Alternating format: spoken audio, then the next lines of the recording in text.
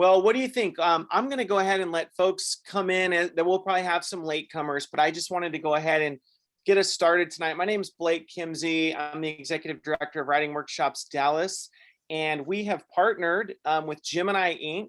down in San Antonio, and David Samuel Levinson, the author, there he is, to bring you the Big Texas Read for almost the last year and a half. And we're so happy that you're here tonight. Thank you for joining us on a Wednesday in August. And we always like to start by thanking our sponsors. We've had so many people help us spread the word. We love our local bookstores in Dallas and San Antonio. So we just want to give a shout out to Interrobang Books here in Dallas, who carries books for Big Texas Read authors, as well as the Twig Bookshop down in San Antonio. The University of Texas at San Antonio library system, believe it or not, has been really great about helping us spread the word. They do that digitally for us and help us get discovered in parts unknown, which is great. And then also Lone Star Literary. So whether or not you're here in Texas looking for virtual literary events or those that might be coming back to in person, check out Lone Star Literary. I mean, they are so great about promoting our authors here in the state of Texas. So check them out. And like I say, I'm just so happy that we have Nan Cuba, Helen Fremont here with us tonight for the Big Texas Read.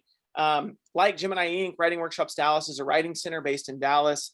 And it's just been a joy, like I say, to partner with Alexandra down, who's the executive director of Gemini Inc. So I'm going to hand it over to Alexandra. And before I do, as we're doing this tonight, if you have any questions for Nan, just put those in the chat, please. And I will be keeping track of those, and we'll get to those at the end of their really great discussion that's fixing to come up. So without further ado, I'm going to hand it over to Alexandra from Gemini Inc. Thanks, Blake.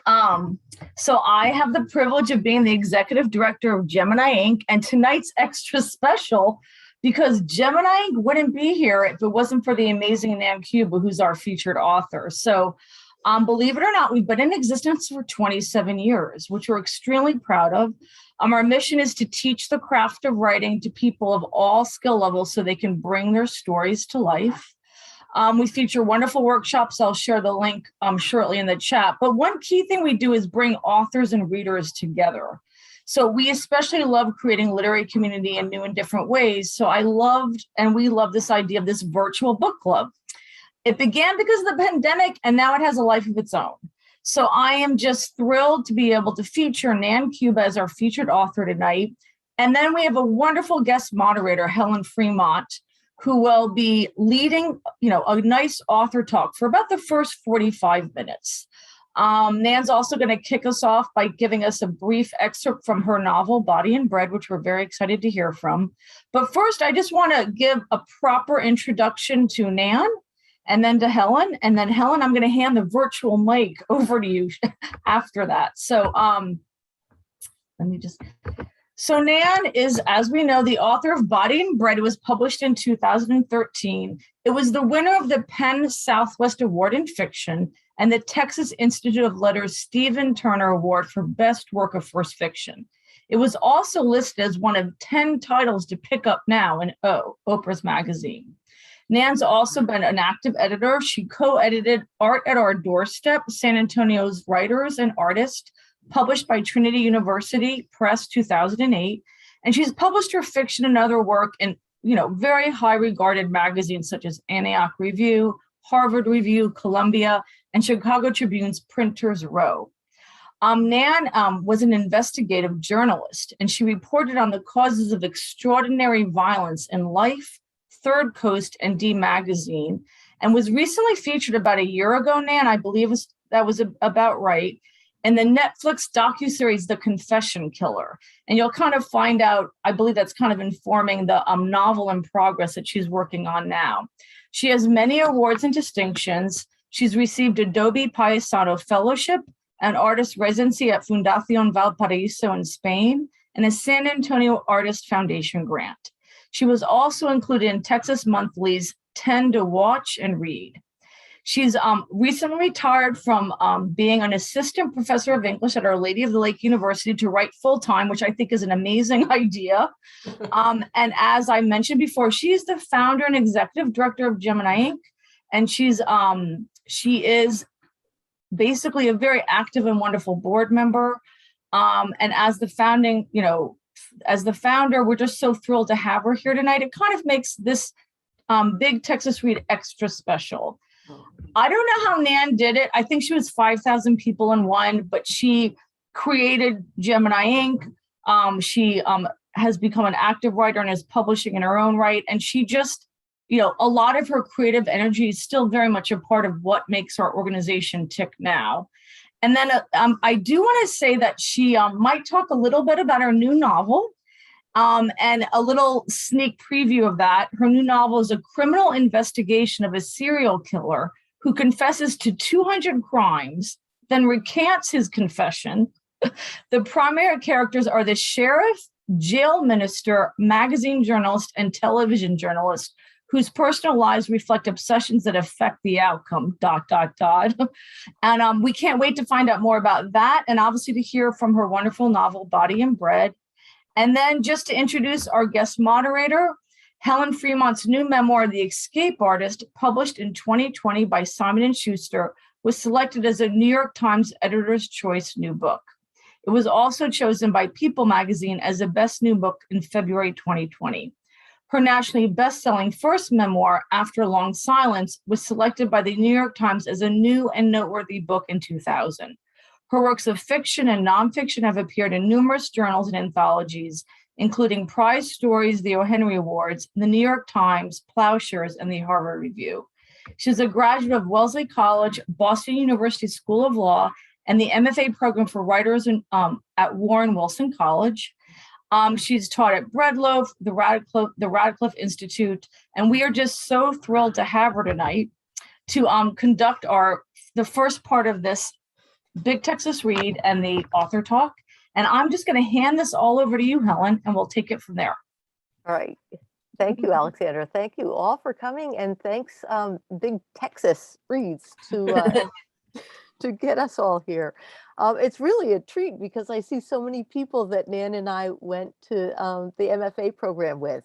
So that means that we can't make up too many stories. They will keep us sort of honest. But to begin things, I think we'll just ask Nan to read a section from this amazing book, which if you haven't read it, you should read it. If you have read it, read it again because it's amazing. But we'll give Nan a chance to read an excerpt from it.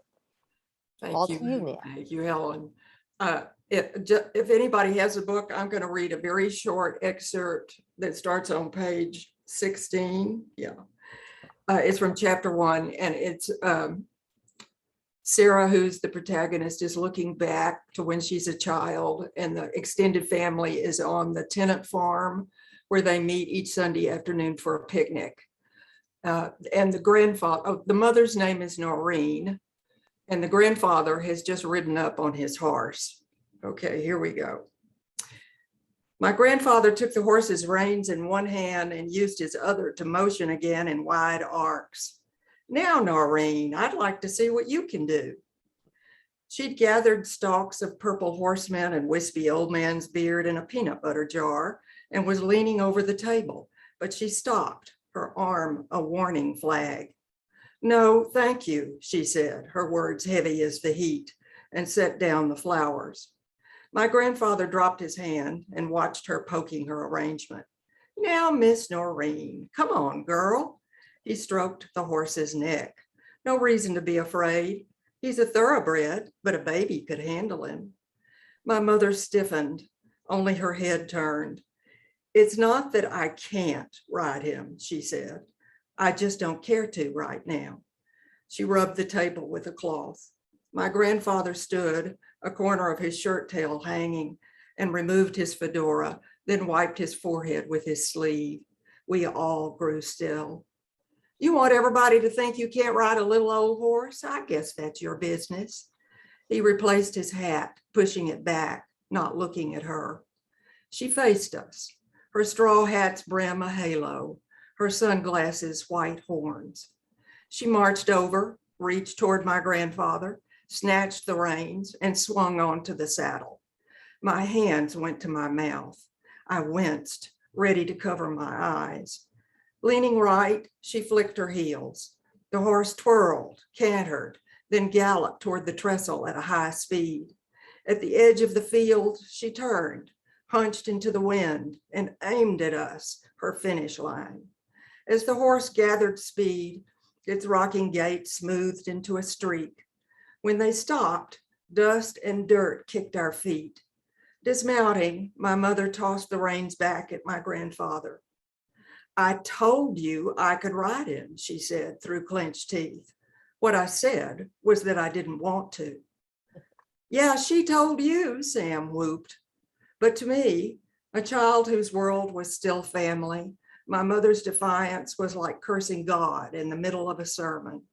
I'd never seen anyone, particularly a woman, talk to my grandfather like she had.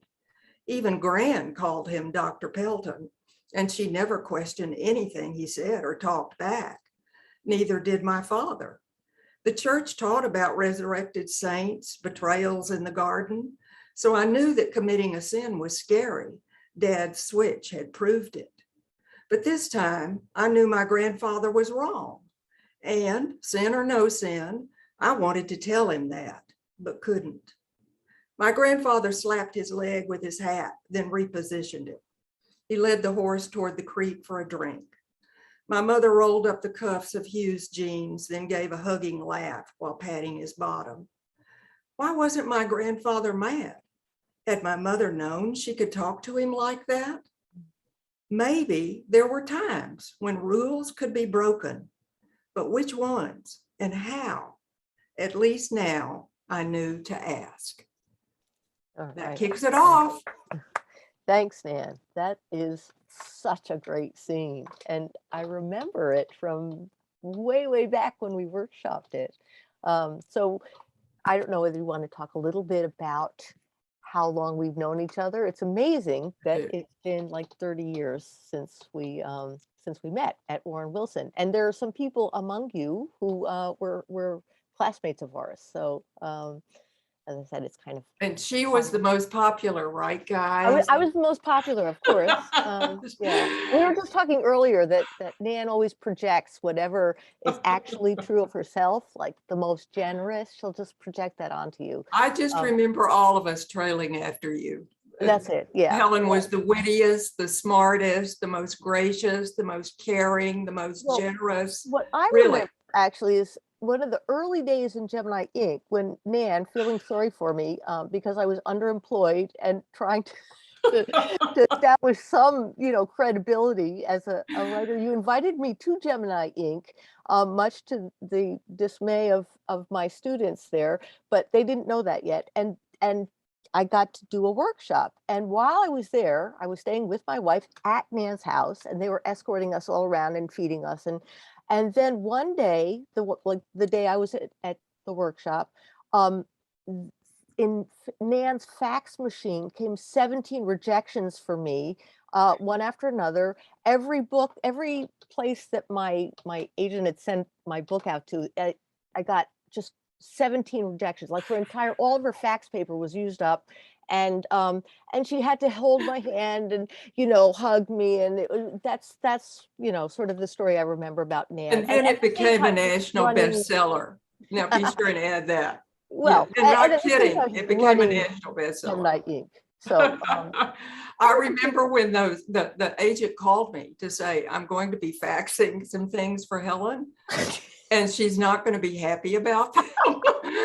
I think it was really like 5. It was 17. I remember things like that. I think that, and I had to walk the last mile out the back door, up those steps to the apartment, and hand them to you. It was very hard. Good times. Anyway, so I associate Nan with, sort of like, two things. One is like the Energizer Bunny, right? If the Energizer Bunny had a brain and a heart, it'd be Nan. And the other thing is those Hindu goddesses, with the 8 arms that are doing, like she's writing fiction over here, she's running shows, she's sort of cooking dinner, and I mean, anyway. So have I used up all of our time? Yes, I have. How convenient. We have a long history. We wanted people to know that. And the last thing I want to say is, Helen helped me with multiple drafts of this book in the early stages. She was actually, I'm going to tell this quick story. Right after we graduated, we decided to send each other work. I think it was like every 2 weeks. Yeah. It was insane. And Helen said, let's make it a little tougher. She said, if we don't make the page count, and if we're late after the 2 weeks, we have to pay a fine. I don't think money ever changed hands, but that's how dedicated we were. Okay. I did not make a penny off of that. I'm so disappointed. So let's go on to talk about Body and Bread, because this is, I just read it again and it just blew the top of my head off. I mean, it's so amazingly economic, efficient. It's, you know, in just like 200 some odd pages, she captures, you know, so much. So I want to talk a little bit about it. Like, to begin with, I thought I would do a little summary, and then I realized that that would really be too hard. So I'm going to ask Nan to do that. That's the benefit of interviewing the author. Nan, would you give us like a little summary? I will be glad to. And it's going to be it's going to be the elevator pitch. The elevator. Most people, I think, who are here have read it and they have it in their heads. But it's the story of a woman, Sarah Pelton, who is an anthropologist, who uses, excuse me, who uses her analytical skills to go back and look at the early years with her family to try to determine why her brother Sam has committed suicide. And at the same time she's doing that, the two surviving brothers are selling the family's tenant farm where that scene I read from is set. And there is a young woman whose life is in jeopardy. So, and the last thing is secrets are revealed. Now, this is when I do a little side thing and I move my chair, and I want you to look at this painting with my cat.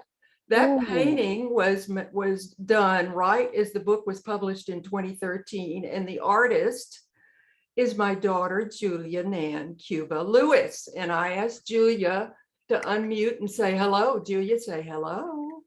Hello, everyone. I cannot believe what an incredible privilege it is to get a moment of the spotlight when my mother, the most incredible person I know, is this chance. So thank you, Mom, for sharing the spotlight with me. It's an honor. It's an honor to share a spotlight with you, my dear. I mean it. Right back at you. Okay, thanks for Helen for letting me do that little side bit. Of course. Now, Nan, it took you 20 years to write this book. What took you so long? I mean, we've all been waiting with bated breath, and I want to know whether you did that just to torture us or whether you had something else. What was it that went on in those 20 years that you were working on it? Well, when I was an MFA student, I graduated in '89 from the Warren Wilson program, and I had a collection of stories. That was my graduate collection. And I actually sent it off, and a university press wanted to publish it, but I said no, because I wanted to turn it into a novel. And those stories, most of them were the result of working with Richard Rousseau, who said to me, if you're not writing stories based on autobiography, you need to start doing that now. So do you remember, Helen, with each residency, we would have, the students would get together for an informal reading that lasted for hours. Yes. You could join or not. It was just for fun. And each person had like 3 minutes, I think. I wrote something that was the 3 minutes. And if you've read the book, it's the fish gutting scene where Sam catches the fish. And I read that at that Warren Wilson impromptu, really fun event. But that actually was the inspiration for the novel. I didn't realize it, but it turned out to be the inspiration for the whole book.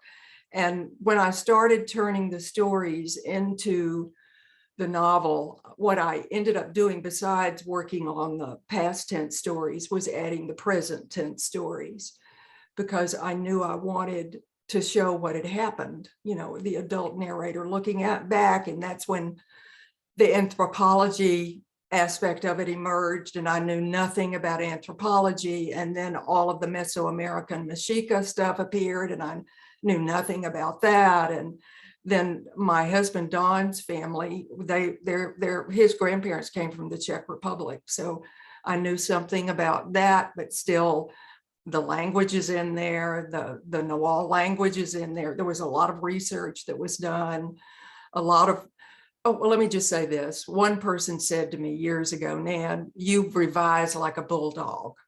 That's because I have to. My work is very raw in the beginning. And those 20 years, I was not only working as I've described, but I call it my apprentice years. I think I was getting better as a writer. I was learning about the process, especially about writing a novel length piece of fiction. And I was also creating a nonprofit and then teaching full time. And I have 2 children. And so it was life, it was life. It just took that long, but I stuck with it. I'm really glad I did. What was it about the novel form that you wanted what appealed to you about the novel as opposed to a collection? Because I think that's something we all struggle with, is whether to make either linked stories or, I mean, did you ever think about doing it that way? Or I've never thought of this before with this particular book, so I'm just going to shoot from the hip. But the story was that important to me. I wanted it to be grand. I think of it actually as like a eulogy to my brother Paul. And actually, this is when I'll say, "Look, can you see? This is the brother." Oh, you can't see it because of the glare. oh, that's There good. he is. Yeah. That's the brother he was the inspiration for Sam. Isn't that fun? My brother Paul.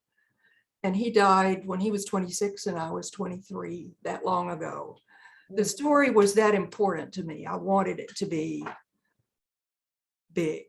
I didn't think about being a novelist forever after that, but I just knew that story was so important to me. I didn't want to pick at it. I really wanted to get in it. And the impetus was to try to, of course, every writing process, everybody who's a writer knows this, it's a process of discovery. I mean, you're writing to try to figure something out. And for me, I was trying to figure out why my brother Paul committed suicide. I really wanted to know. And that I didn't really discover that. What I discovered was what happens to the people left behind. Yeah. Well, there's so much. I mean, if we go to that character of Sam, who's based on your brother, I mean, he's such an amazing, vibrant, Good.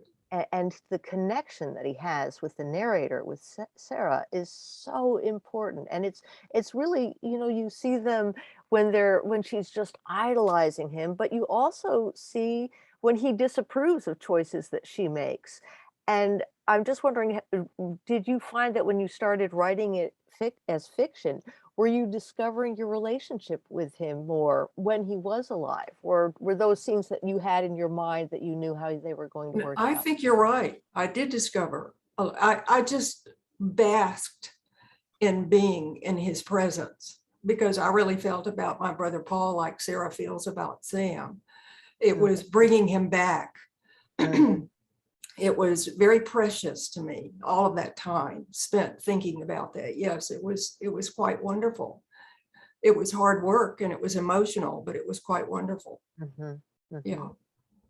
Well, in fact, you say something, or the character Sarah says that after he dies, that she is going to live both for him and for herself. And it feels like that the book itself, which is in her own words, is a way of presenting to us what Sam was like, that she is sort of one of the things that he keeps telling her is that you have to do things that get you out of your comfort zone. You have to go and look at what's really ugly. You have to push yourself. And in some ways, this book is a work of art that also is forcing us to look at things that are extremely painful and difficult, but also with a sense of humor, with a sense of just let's wing it. So Is that something that you were And surprised? that's real important to me because that is, to me, the center of the book. In the prologue, it's a description. She has, as you know, if you've read it, she has hallucinations when she gets emotional about this or gets too close to it. She begins to have a hallucination about the Mexicas. And the prologue is one of those hallucinations. It's giving you a demonstration of what they're like when she talks about having them later in the story. So she's transported back in time to the Mexica, and she is creating an effigy of one of the gods. And those effigies in Nahuatl are called Ixiplas.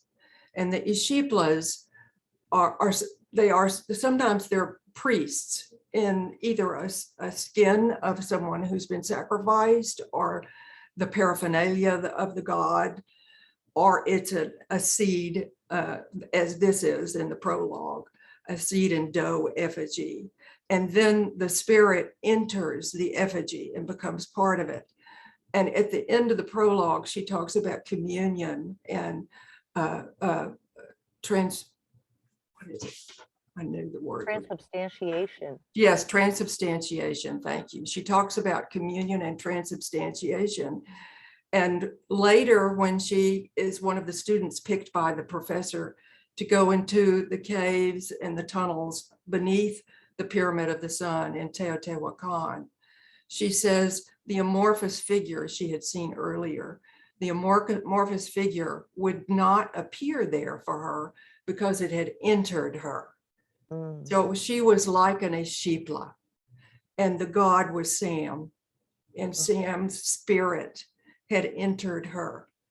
That came as a matter of that, and she says she told Sam that she would live her life for both of them.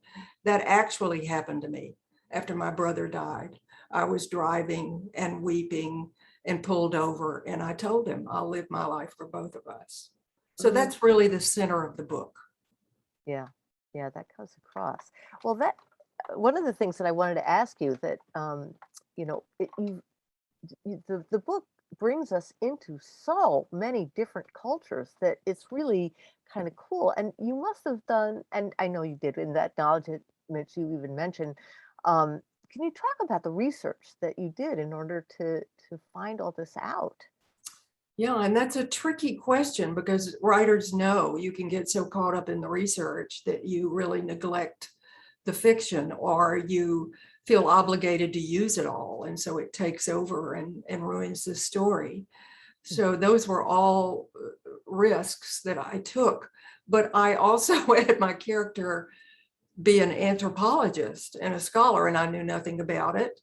I knew nothing about the Mexica, although I was very, very lucky and happy to teach for 15 years at Our Lady of the Lake University, which is primarily a Latinx population and deep in the west side of San Antonio. That was my home. And I wanted very much to honor, I know that's why it came about in my head. I very much wanted to honor that culture. The Czech culture, I fell in love with. My husband and I were high school sweethearts. The first time I walked into his family's home, I felt transported. And I always felt that way and loved being a part of that culture. Still do. And so that came naturally as I was working on it. How did I do the research? Fortunately, I had the internet then while I was working on the book. And also, I mean, I did a lot of research on the internet, but also if you'll look at the acknowledgement section of the book, I list a whole lot of references that I used. I had to research paraplegia, even though my brother was also a paraplegic. I worked with a scholar who taught Nahuatl at the University of Texas at San Antonio, who helped me with the language. I worked with a scholar who now is at Harvard, who helped me with the Czech language. I will tell one funny story quickly. The first time I gave a reading from the book was at a conference, and I had to read some of the Nahuatl words. And I had asked this expert to help me with the pronunciations, and she suggested that I enroll in a class, and I didn't have time to do that. So I thought I'll just guess and wing it. I mean, who's to say that anybody will know the difference? And I read it. And after I read my excerpt, a hand went up to ask the first question, the first time I'd ever read from it, and it was a Noel scholar.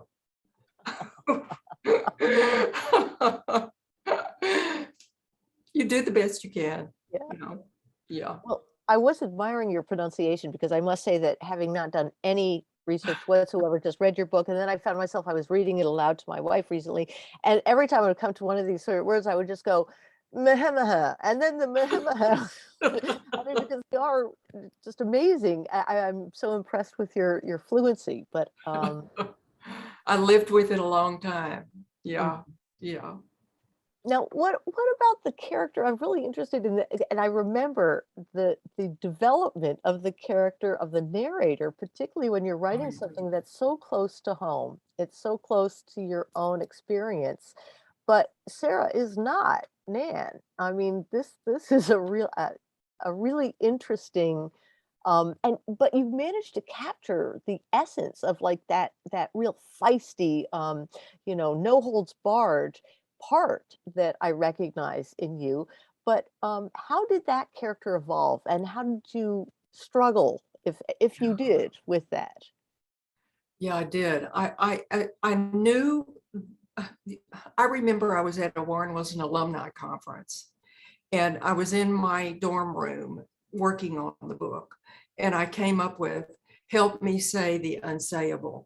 My first life ended when my brother Sam committed suicide." That's the way the novel begins. I remember writing that, and I knew that that would set the tone, which meant a lot about who this person is, and it's her grieving and how damaged she is. And I decided that all of this had to be revised. I went way overboard, but I decided that when she would get upset and would start to enter one of these hallucinations, before that, her language would change, and she would start using technical terms, clinical terms. It would become scientific because she was escaping emotion. So that even though it went way overboard and I got rid of a lot of it, there's a little of it in a couple of places. It helped me understand her. And that's why I know, after working on it for so long, and especially her creation, what the book is actually about. It's the damage that's done when someone decides to do that you love. Yeah, she's a walking example of what can happen. Fortunately, Sam pointed her toward the Mexica culture. Yeah. So that gave her a way to go, and it really saved her. And Cornelia, the daughter, Teresa's daughter. Well, that's made me think of something else I wanted to ask you about, because, and that is the structure of the book, because it's so complex. It's so really well woven together, and the way information is released, and the secrets, and how they come out, and things that you really, just when you think you can't, your plate is full, there's this entirely new story that comes in. And you start right off. We know this brother is dead. We know that he's gone, and so that already creates, something that we think, okay, it's going to be about that. It turns out to be about a whole lot more, and a much more complicated family. And how did you come up? I mean, obviously, from going from story to novel, Yeah. you have to work on. How did you know what the structure was going to be, or did you feel your way through the dark until you hit it, or what was it? I did, when that experience of coming up with the first line, I told myself, if Tolstoy could do it with Ivan Ilyich, the death of Ivan Ilyich, in other words, announcing from the very beginning that the protagonist is going to die, and then reveal how that happens. That's why you keep reading it. I thought that's what I wanted to do. That's when I came up with that decision. I will also say that I'm going to jump around a little bit. After I published it, when I gave the talk at AWP about writing through grief, I did research. AWP is a national writers conference, and I joined a panel, and we talked about writing after the traumatic death of a loved one, of a sibling. And in my research for that presentation, I discovered something that I was amazed about. The series of writers who had done as I'd done and had taken the death of a loved one and created a character and told a story about that person through the fictionalization with this character. And yet what I've discovered came naturally for these writers, and indeed had it come naturally to me, was that the past and the present merged. And that the past sometimes became more immediate than the present, because you want to be in the company of the person you've lost, and you do that through memory.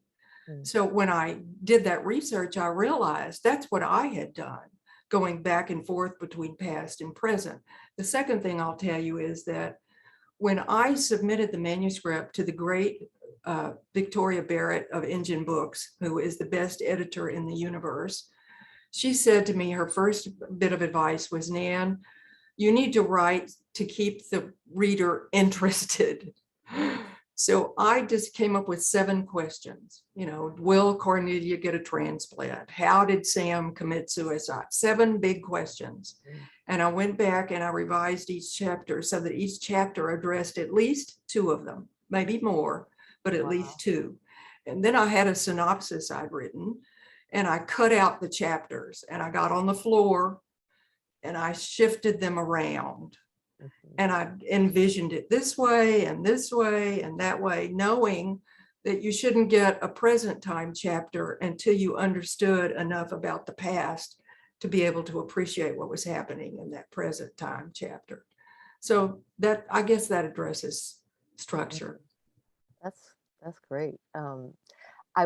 We have a few minutes more just to talk about the book Body and Bread. So I want to jump ahead and say, after it was published, finally, with great acclaim and the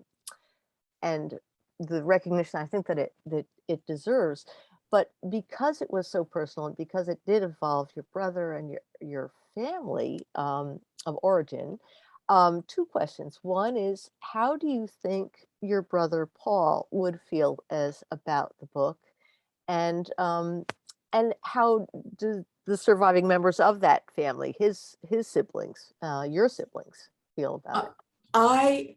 While I was working on the book, I wasn't thinking about publishing. Once in a while, I worried that people would think I was using his death, to write a book, to get a book published, and it really worried me. And then when I knew it was going to be published, I thought about that a lot, and it worried me a lot. I was very seriously concerned about it. And then I realized something, and I'm not fooling myself. Those who ever knew Paul Suzanne Madeley knows this. Suzanne knew him, who knew Paul would agree with this. Paul would love being in this book. He would eat it up. I mean, think about Sam.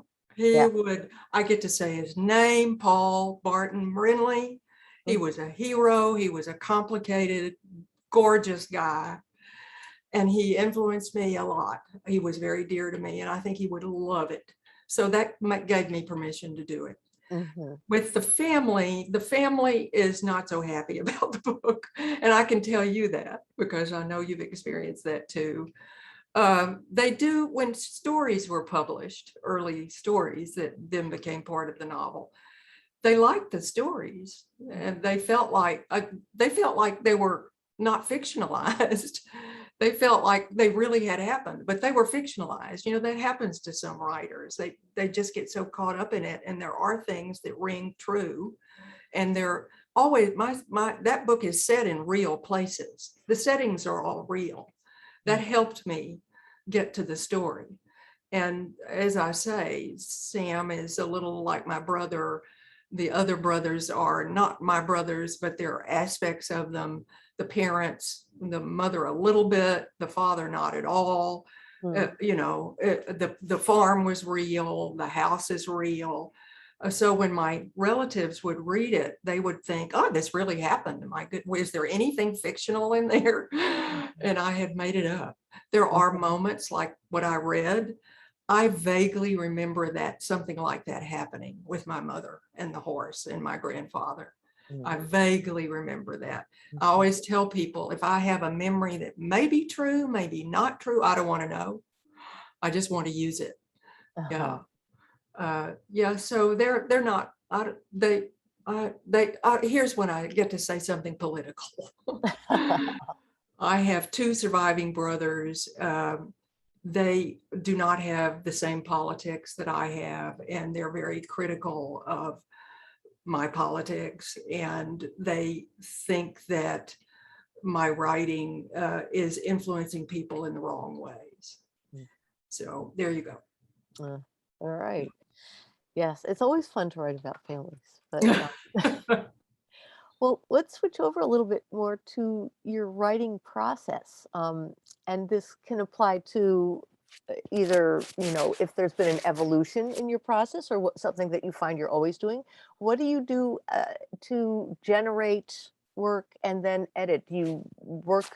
Well, I'll leave it as an open-ended question. How is your generation of work and editing combined? Well, most of what I remember with Body and Bread is revision. It is. And I will say with the two books, Rick Rousseau told me this, every book is different. Those of you who've written more than one book, you know this. And the requirements for one are not the same as the requirements for the other. And I did that on purpose. I wanted to do something very different for the second book.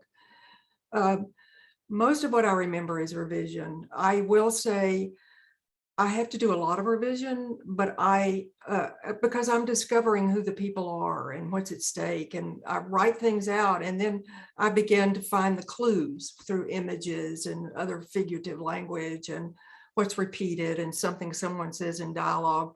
I will say that I didn't figure out that Sam was Ruby's son until very late in the process. And I was working through it, and I looked back through everything, and I thought, the clues are here. Wow. They are all here. And I called Julia, my daughter, and I said, Julia, do you think this will work? And she said, I do. I think it's going to work. So I went back and I put in all kinds of things to make it seem more obvious. And Victoria took them all out.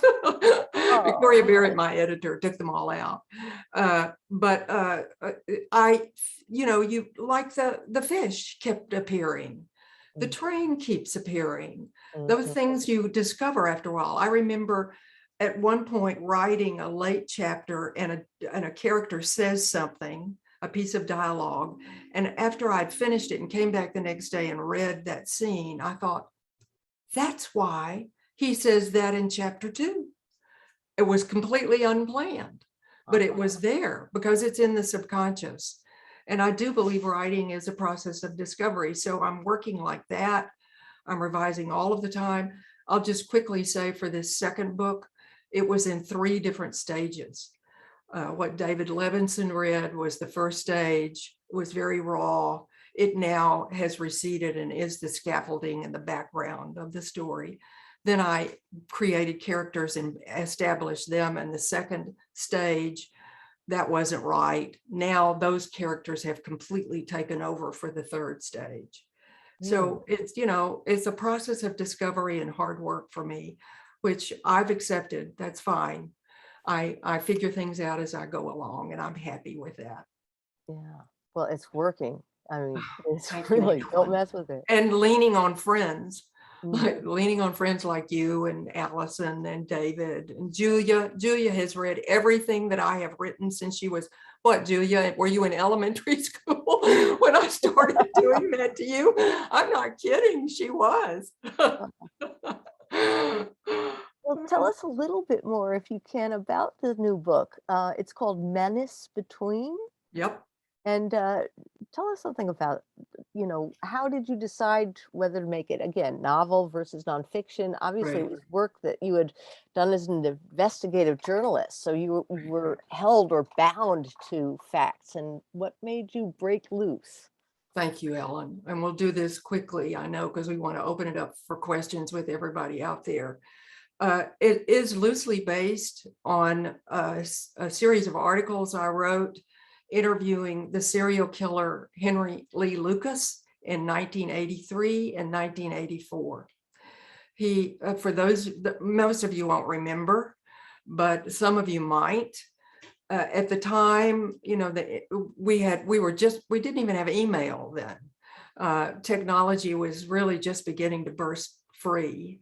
And he confessed actually to thousands of crimes, but the books gave it close to 200 murders that went on, that were cleared, saying that he was responsible.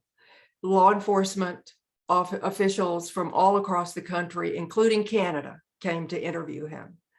The investigation that was led by a task force in Georgetown, Texas, lasted for 18 months, where people came from everywhere.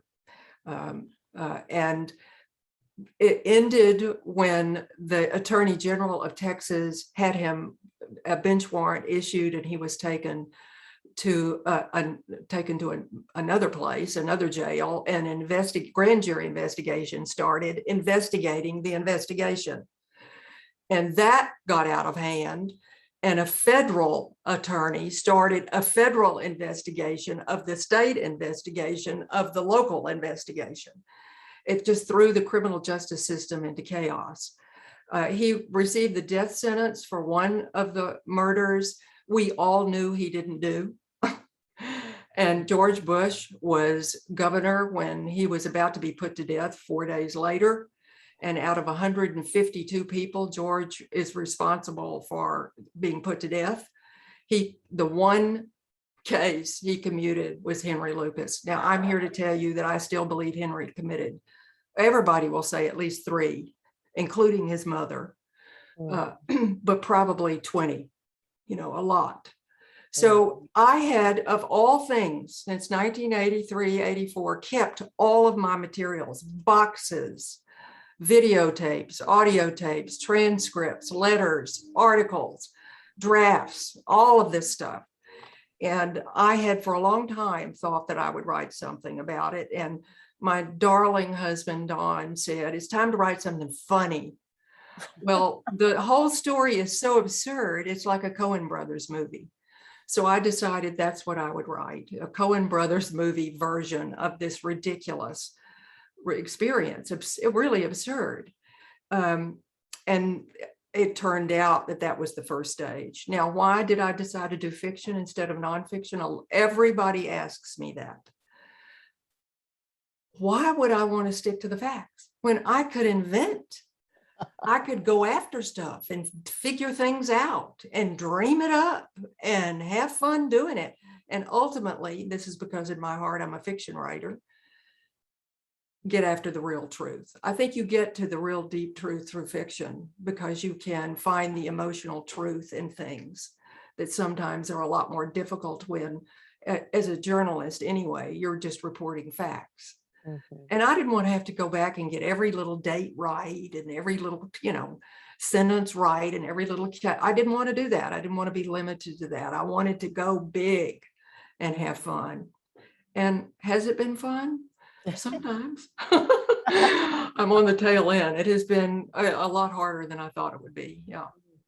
But I feel like it's there. Thank you. That's great. Well, thank you. Thank you. I'm happy to turn it over. It sounds like there are a lot of questions. I mean, we can go on and talk for hours, but why don't we give people who actually have questions a chance to ask Nan themselves? You have. Well, I tell you what, thank you so much for the discussion up to this point. We've gotten a lot of questions in the chat. So I'm just going to go ahead and folks can unmute themselves when you're prompted if you would like. The first question I've got here is from Margie. I think I'm saying your name right, Margie, but if you want to unmute yourself, you can ask the question if you'd like, or I'm happy to read it. And I also put it there in the chat. Just talking about Sarah wanting to understand why Sam killed himself, as well as wanting to live for him and herself. So Nan, do you see her as making that her life or her life's mission, or is she surrounding her life to his unloved life? We can never know what led to a person to commit suicide, but we can see the impact on the survivors. The impact on the 3 siblings was different for each.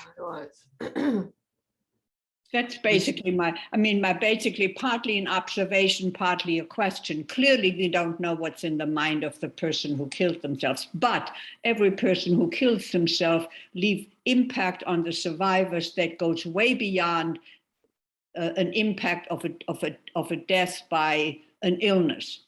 And the impact is so different. And in many instances, you find something similar, what to me is similar to what Sarah does, whether it's her mission to find the truth or whether it's her mission to live his unloved life, because unloved and unlived life, she almost merges with him. And there are times, she almost merges with him and she doesn't become him, that's an overstatement. But at times their lives merge, and she is almost as if she needed to live for him, but then she steps out and lives for herself. But I never had the feeling that she didn't come across as living an integrated life that is emotion and intellect. Cornelia comes in. I love Cornelia, but Cornelia comes in as this kind of, now, Doc, don't you have any feelings other than giving me this gobbledygook intellectual stuff? So Cornelia has more emotion and affect and a separate life that Sarah doesn't have. It's almost Sarah is encased in living, I don't know, for her brother or whatever. I'm sorry, I could go on forever and talk about this, but that's basically partially a comment and partially a question. It's a comment and a question how you experienced it, Nan, and what your perspective is on that. Well, I just love your question. Thank you so much for that, because you absolutely described it beautifully. When Sarah is on the railroad track after Sam has died, she stands on the hot tracks with the vibrations entering her body, and she says she goes numb. Yeah. In my mind, she loses her, she's been so damaged out of grief that she has shut her emotions down, and she isolates. Mm-hmm. She doesn't see people. Mm-hmm. Nobody likes being around her. She empties her home of furniture. Mm-hmm. That's why whenever anything begins to connect with her emotionally, she hallucinates. Okay. Now, she does say she's going to live her life for both of them, for both herself and for Sam. In her mind and in mine, Sam loves life. Mm-hmm. I will say the title of the book, Body and Bread, is the split between the mind, body. And she gets very caught up in her mind, in the clinical, all of the scholarly aspects of her life, because she has shut down her emotions. Sam is all body. Mm-hmm. He is visceral. He's hungry. Mm-hmm. He loves to touch and to go. He's passionate. And he, as a matter of fact, in my mind, one reason he can't live as a paraplegic is because he's lost that, because that is his whole life. Her whole life is intellectual. It's all mind.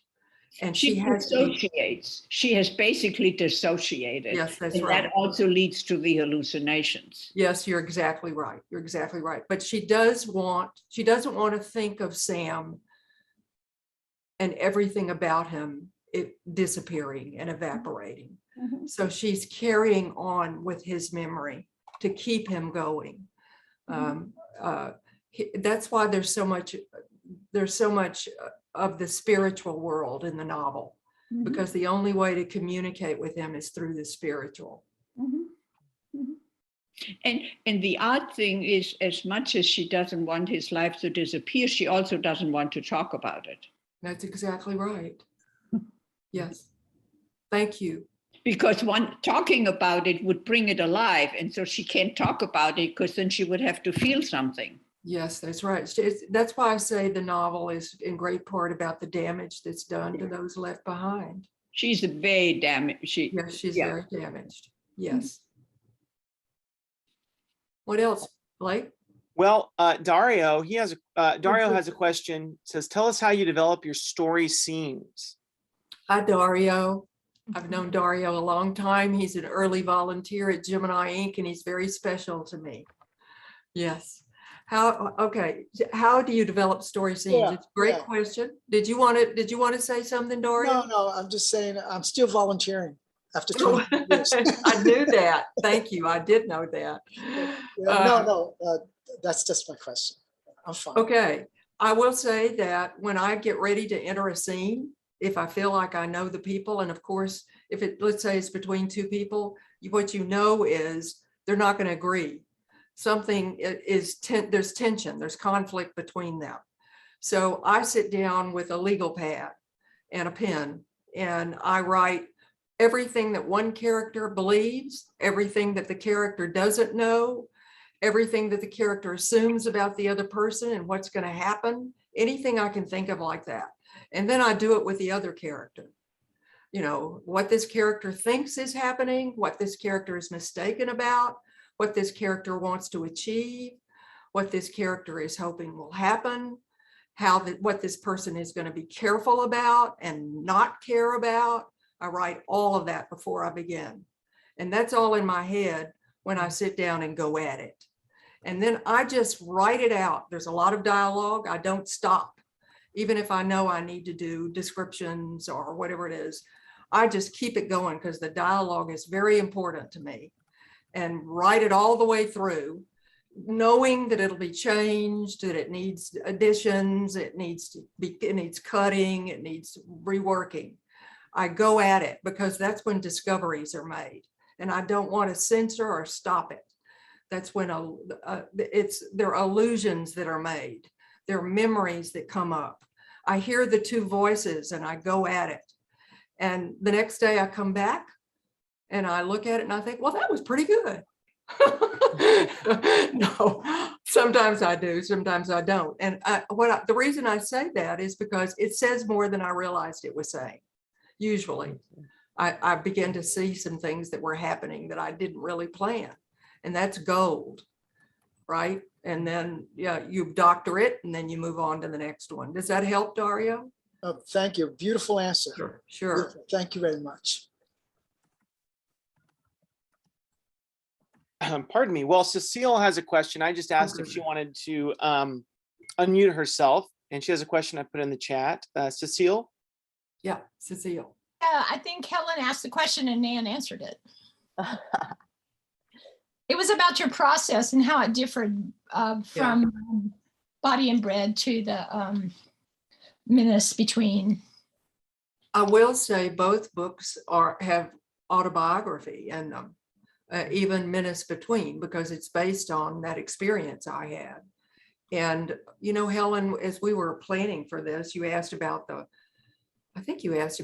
no, did you ask about, no, you didn't. You asked about the journalism part. A big issue was the liability of going after all of this. Mm-hmm. And I talked to my agent at great length about it, and I was very careful about what I put in. The George Bush chapter, I only used quotes that were real quotes.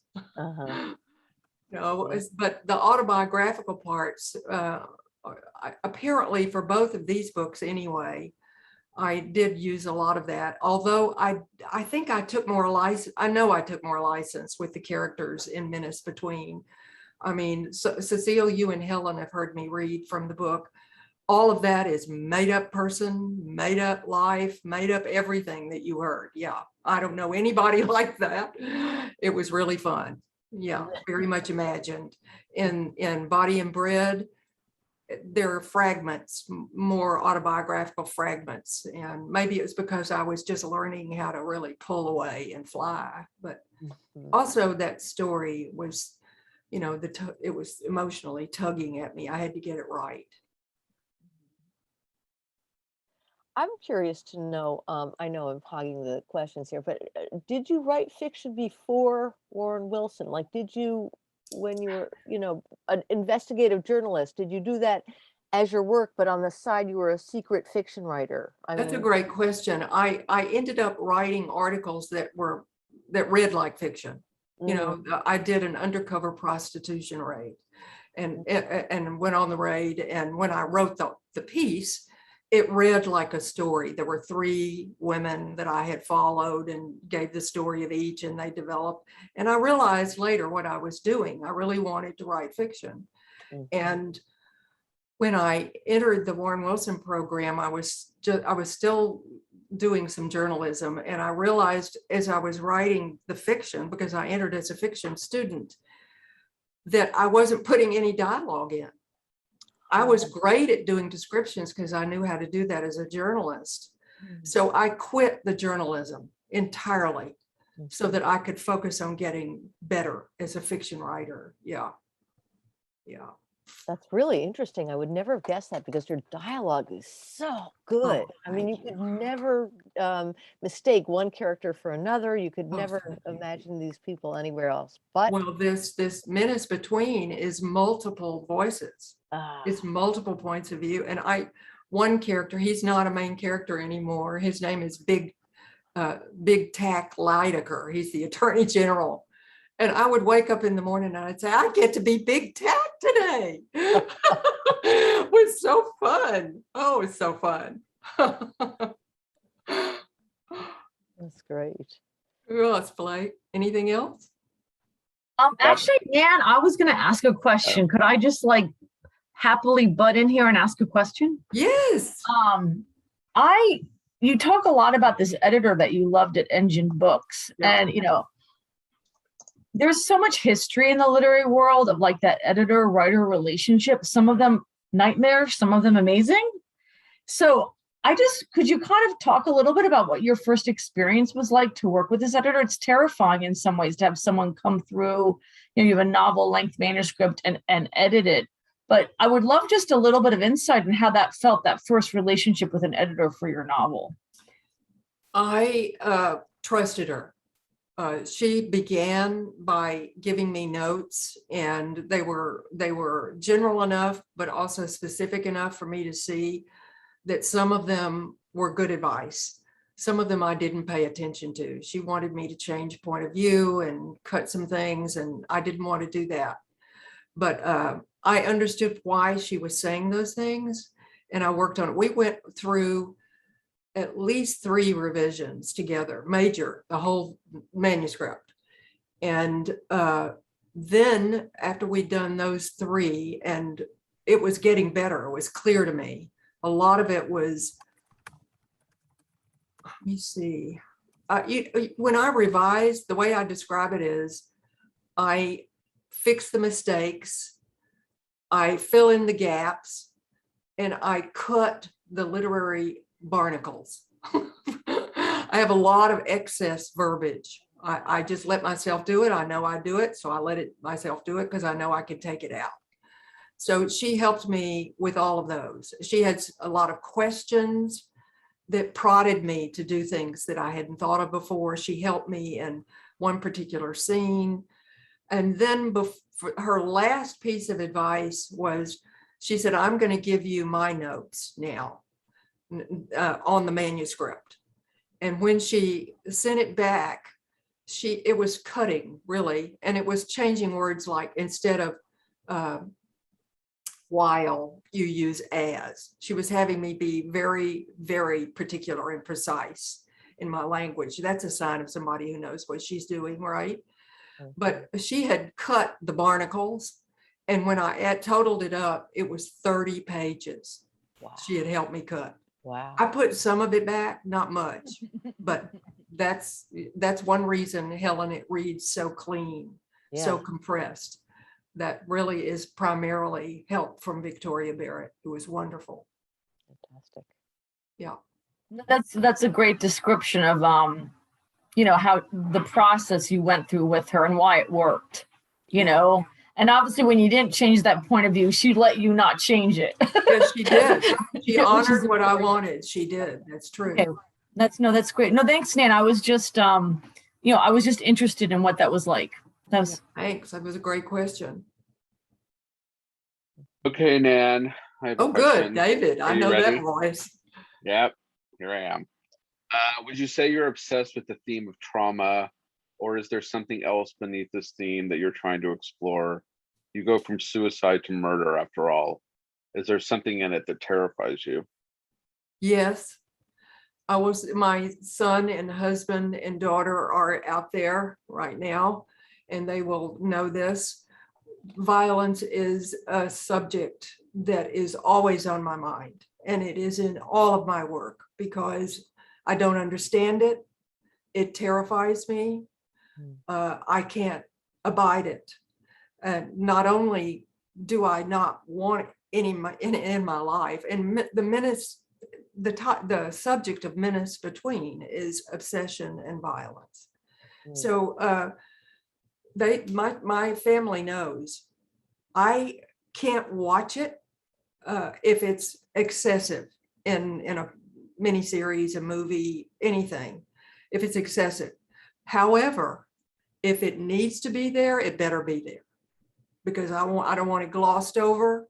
I don't want it sentimentalized. I don't want it romanticized, and I don't want it funny. I don't want it sexy. I want it to do its work right, because that's an issue to me that is big. And I think it's because of the Lucas work I did. I saw a lot, I heard a lot, and I came to respect it. And I it's here in our world no matter what, but it's big. And in my family growing up, I had 4 brothers. I was the only girl. I was in the middle, and they were rough and rowdy, and we, Central Texas hunters. And my oldest brother would go to take his gun in the backyard and shoot the birds out of the backyard. And, all kinds of stories like that. So I was appalled by that. I was also the kind of child who, when we used to get together, they would tell stories of every family does, the family myths about memories of what they were doing. And the odd thing was I always remembered being there. They didn't remember me being there, but I was there watching.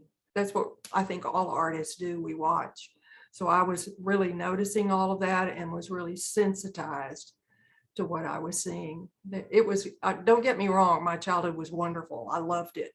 It was a lot of fun, a lot of fun. I was very, very blessed and very privileged, and I'm grateful.